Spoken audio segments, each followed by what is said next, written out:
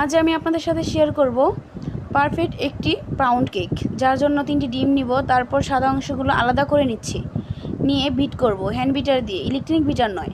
আস্তে আস্তে বিট হওয়ার পর যখন একটু ফুমি হয়ে আসবে তখন 1 কাপ চিনি নিয়েছি, এখান থেকে অর্ধেক চিনি দিয়ে দিলাম।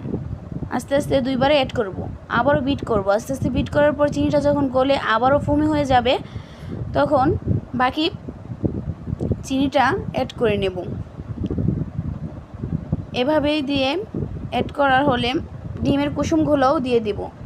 আস্তে আস্তে 3টা ডিমের কুসুম দিয়ে নিব, দিয়ে ভিট করে কিছুক্ষণ বিট করব।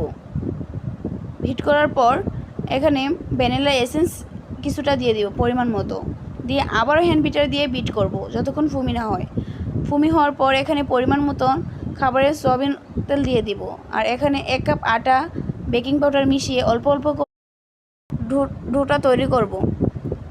আস্তে আস্তে আলতোভাবে মিশ্রণটা মিশিয়ে নিব যাতে ফুমি ভাবটা নষ্ট না হয়। ব্যাটারটা রেডি। এখন একটি মোল্ডে ঢেলে নেব। মোল্ডটা চুলায় মিডিয়াম আঁচে 10 থেকে 15 মিনিট বেক করে নেব। পারফেক্ট। এখন আমার কেক পারফেক্ট রেডি।